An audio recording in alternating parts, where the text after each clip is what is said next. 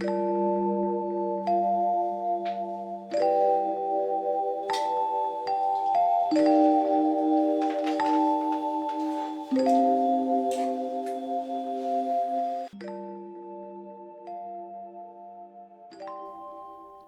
morning. Welcome back to another video. So, like I mentioned last week, just wanted to be able to make sure that I'm leaving you guys with more Jesus. And something that was put on my heart last night, before I was going to sleep. I'm talking to myself and things of that nature. And throughout the day, I was just reminded of the glory of Christ. And we know Christ is glorious, majestic, magnificent in all ways, in ways that we can't even comprehend. And for me, I think of the Lord as gentle and merciful and compassionate and all of those things He is. But one that I continue to just kind of put off to the side or not think about, first and foremost, is just how glorious He is.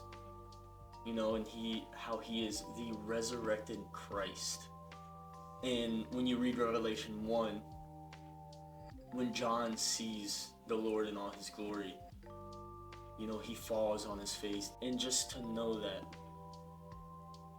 yes, the Lord, yes, Christ, we saw Him in flesh, and He had glory. But to now know how glorious He is after the resurrection, and just to know that He is coming back, on a white horse with victory, that's just something that, for me, at least for me, I continue to just kind of put this on the back burner. And I think of the Lord as merciful and loving and gentle, which He is, but He is so much more glorious in that. And in Revelation, verse 12, it says this: I turned around to see the voice that was speaking to me, and when I turned, I saw 7 golden lampstands, and among the lampstands was someone like a son of man, dressed in a robe reaching down to his feet, and with a golden sash around his chest. The hair on his head was white like wool, as white as snow, and his eyes were like blazing fire. His feet were like bronze, glowing in a furnace, and his voice was like the sound of rushing waters. In his right hand he held 7 stars, and coming out of his mouth was a sharp, double-edged sword. His face was like the sun shining in all its brilliance. When I saw Him, I felt at His feet as though dead. Then He placed His right hand on me and said, Do not be afraid. I am the first and the last. I am the living one. I was dead, and now look, I am alive forever and ever.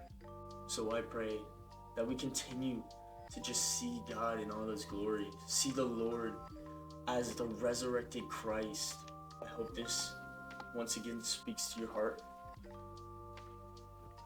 Definitely speaks to mine.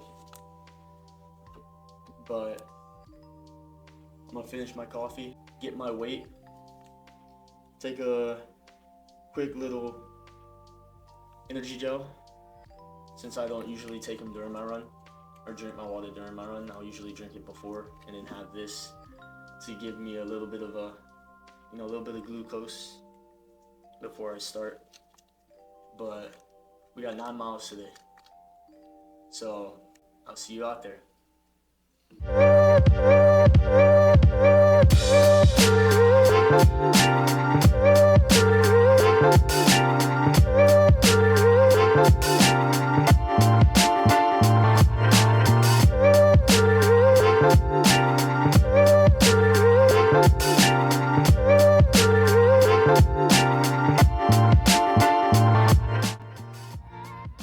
I kept saying I was gonna do around 8 minutes, but I never do. I just go and see what my body can take. And today was definitely one of those days that I just allowed the controlled discomfort kind of set in.